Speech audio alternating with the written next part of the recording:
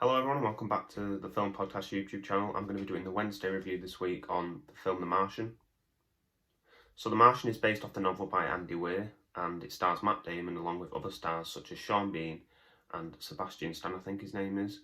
So one thing that I really liked in this film was the use of sound. So at the start you had the storm and you had the heavy breathing and so on and so forth, and then made you feel fear for the characters, especially Mark Watney, because that is one thing that you feel at the beginning of this. Oh my god, he's trapped. Also, the predictability of the film made it a bit more accessible for me. I don't normally like unpredictability. I like to normally be subverted, but for some reason it worked really well in this, and I don't know why, but it was really fitting for the genre and the narrative. Another thing that worked really well in this film was the humour and the serious of the narrative. So it was like when they were at NASA or something, and they were like, I wonder how he's feeling up there. Obviously thinking that he's going to be sad and everything, but he's there and he's complaining about the disco music that their captain had took up with them, sort of thing. I don't know what happened, but yeah, it just really did it very well, and it was instead of sensing just a bit of fear, it made it feel more original for a sci-fi adventure film.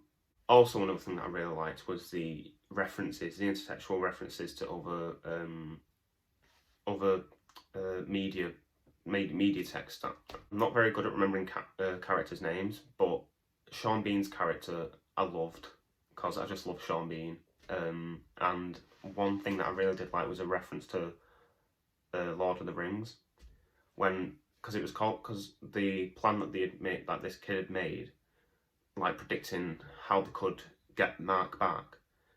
They called it Project Elrond, and then it was Sean Bean who discussed it, I believe, from what I can remember. He discussed why they called it Elrond and like the secret council meeting, and that one just made me smile, and I really did like that reference. And oh yeah, this is one of the only films that I think I've seen where Sean Bean hasn't died, so that made me happy as well. One thing that this film did really well was the lack of a true villain, because it was like all the characters were fighting for the same thing of getting Watney back. It was like the nemesis that they set up was just Mars itself, the natural environment of Mars, through storms, the lack of actually being able to live on there, set up Mars and time as a villain for Mark Watney, because of when they kept saying Sol 261, and I mean they just added numbers after it. It just varied every single time.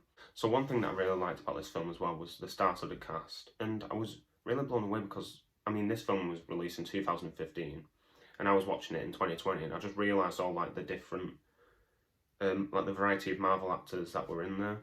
Like Sebastian Stan plays the Winter Soldier, and you had some characters from one I think appeared in Spider-Man, and then some had, then one was in Doctor Strange, Wong. But yeah, overall it's just an original sci-fi adventure, and I loved it so much. The intertextual references, the use of cinematography, like when they showed the plant, like because they had like a close-up of the plant, and they released, what's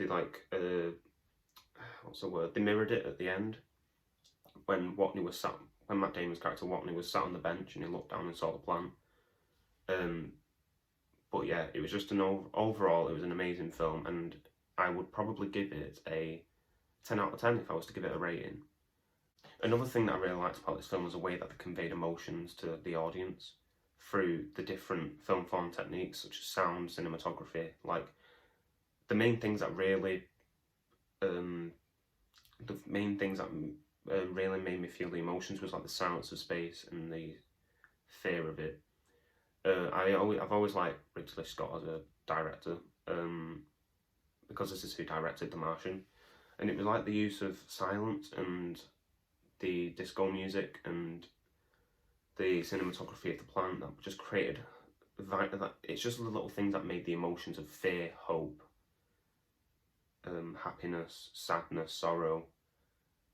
But it was just amazing, and when it was a countdown for the rocket to go off, like this is one thing where it subverted my expectation, because there was one point when they were going to set off a rocket and there was a countdown going down, 10, 9, 8, 7, and the rocket had set off and all the characters were cheering because it was supplies going to Watney. But then all of a sudden it subverted my expectations because it was going up and up and up, and then it was like I think a warning sound went off and it crashed and burned and blew up, whatever. Overall, I would give, like I said, I would give the film 10 out of 10. And I really can't find any flaws with it. It was amazing. It was a masterpiece, and Ridley Scott did it again. Yeah, that's all I have for today. So thank you for joining, and please check out the video here. And I hope that you have a wonderful day, and yeah, peace. Bye.